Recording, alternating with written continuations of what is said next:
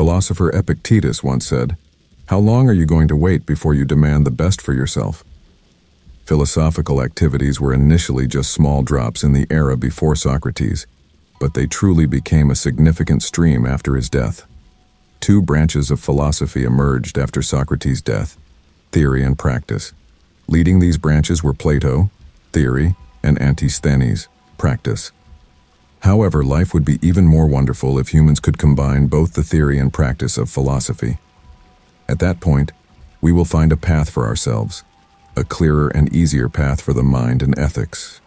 Because the most important reason to have a philosophy of life is that if we lack it, we risk living in error, that we will waste our lives chasing ephemeral goals, or pursue worthy goals in foolish ways, and thus not attain them. It's unfortunate that practical philosophy is currently overlooked in favor of lengthy theoretical lectures and indifference to the age-old wisdom of human philosophy. However, with Stoicism, it's different because this philosophical school has revitalized a dynamic, practical, and profoundly meaningful approach to human life. So, how did this philosophical school come into being? Do you have any questions about it? Stoicism is an ancient Greek philosophical school founded by Zeno of Citium in Athens in the early 3rd century BC.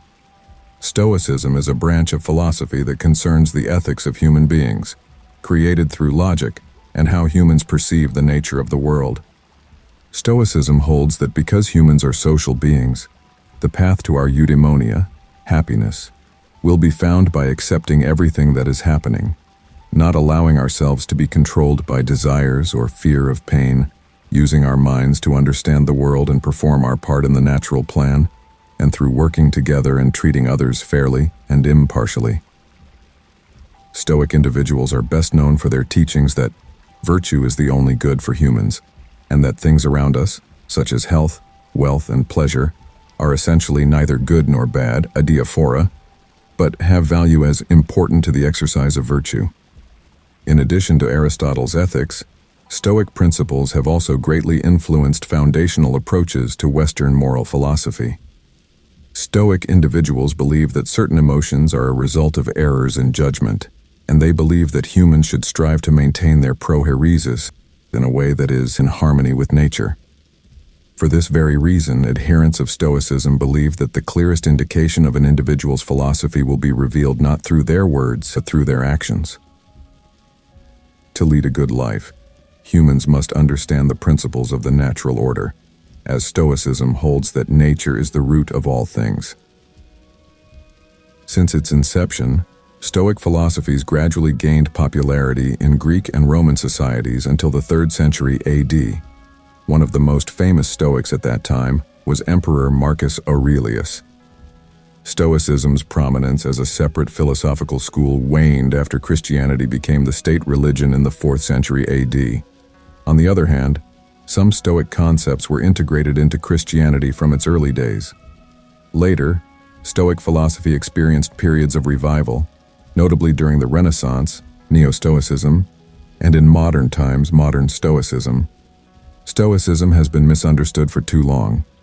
People have believed that this philosophical school promotes a detached, negative outlook on life. Parents have feared that their children would lead a reclusive, ascetic, and harsh life if they embrace Stoicism, often due to misconceptions that Stoic philosophy encourages such an approach. However, those who have heard of Stoicism without truly understanding and practicing it may view Stoic practitioners as hypocrites, living contrary to their professed ethics and as emotionally detached individuals. In reality, Stoicism is profound, subtle, and requires a long process of refinement to recognize its invaluable worth. Rigid beliefs and misconceptions need to be dispelled. First and foremost, Stoicism does not force individuals into a life of austerity and seclusion. On the contrary, Stoicism acknowledges and embraces the positive aspects of life, encouraging people to savor them. Avoiding and reacting strongly to positive experiences is seen as a forced and unsustainable denial. Stoicism hopes that individuals can enjoy the good things in life while remaining conscious of their impermanence. This means always remembering that they do not last forever and can be lost at any moment. This leads to the core of Stoicism, which is the practice of negative visualization for a designated period. Here I must emphasize that Stoics allocate a specific time to contemplate loss, not to wallow in grief and immersion. Practicing negative visualization makes individuals aware of the values they possess. Seneca repeatedly reminds us that we should cherish what we have, no matter how small, because they are the sources of our satisfaction. The simplest way to understand this is that negative visualization helps us live fully in the present and appreciate what we have.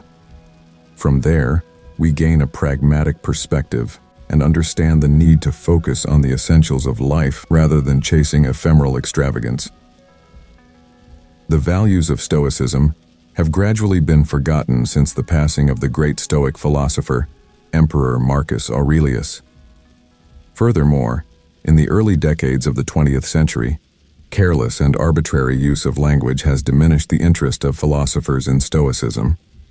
Therefore, through this video, we hope that our viewers can gain a better understanding of Stoicism and the remarkable lives of Stoic philosophers. We hope that this philosophy of life can be spread and practiced more, especially in modern society, where people seem to be engulfed by excessive materialistic values and desires. Few among us realize that, at the end of the journey, what we truly need is the tranquility of the soul.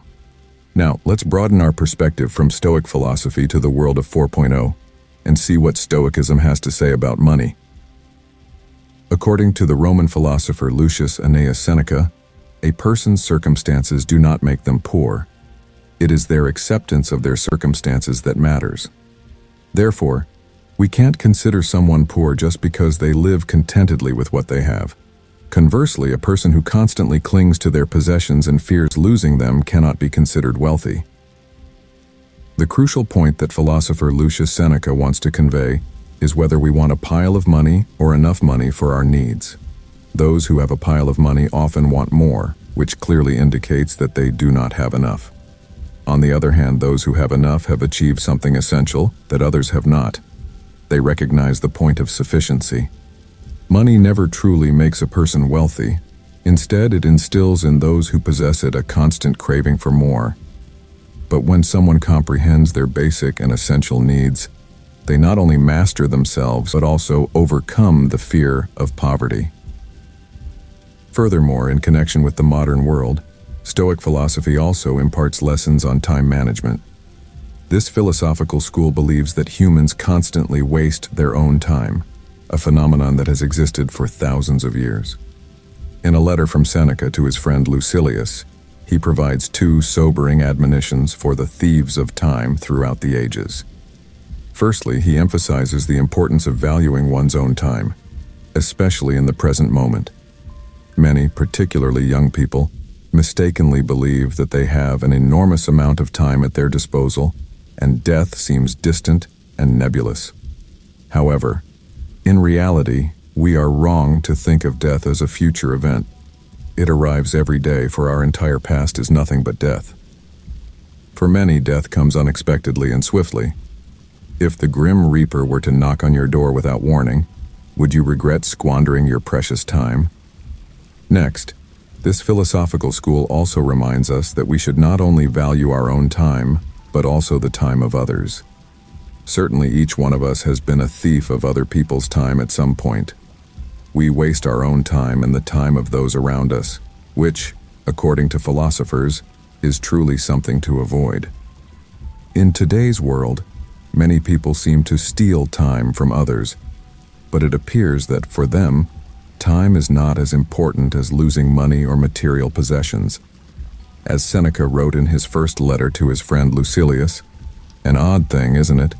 We are ready to be miserly with our wealth, but think too little of wasting our time, the one thing about which we should all be the toughest misers. For this reason, we must cherish each moment for ourselves and for those around us. As once time has passed, it can never be reclaimed. Many centuries have passed, and although time cannot be turned back, it is fortunate that Stoicism, a philosophy that once declined, has been revived to teach us these valuable lessons." So, you might wonder why Stoicism has experienced a resurgence in the modern era. because the sudden outbreak of COVID-19 led to a global economic downturn, resulting in reduced incomes, job loss, bankruptcy threats, and more. The concept of the VUCA world has been firmly established, satisfying four conditions: volatility, uncertainty, complexity, and ambiguity. In this context, the likelihood of people being crushed and suffering both physically and mentally is very high. This is when Stoicism has seen significant development for two main reasons. Firstly, it guides us to take responsibility for how we perceive everything in our lives, the true source of suffering. Instead of blaming the world or others for our dire circumstances or our bad mood, we are empowered to accept that we are the creators of our own happiness. Furthermore, no one else. Therefore, the ability to seek the meaning of life and happiness lies in the choices we make and our reactions to pain and pressure. Secondly, it delineates the boundary between what we can control and what we cannot. Many people suffer because they try to control aspects of life that, in reality, are beyond human control. Of course, the consequence is that people feel helpless, bitter, and resentful without realizing that there are very few things we can control: our thoughts, beliefs, awareness, and our own actions. Therefore, in the fast-paced communication era of the 4.0 world, amid the world's upheaval, the secret to finding tranquility in both chaotic and peaceful times has been discovered long ago. That secret is Stoicism, a philosophical school born, declined, and then reinvigorated with great strength. Through today's video, we have explored together the birth, decline, and revival of Stoicism. And if you found the content we shared to be useful, don't forget to hit the subscribe button to continue accompanying us on the upcoming journeys. Thank you for watching our video, and we look forward to seeing you in our future videos.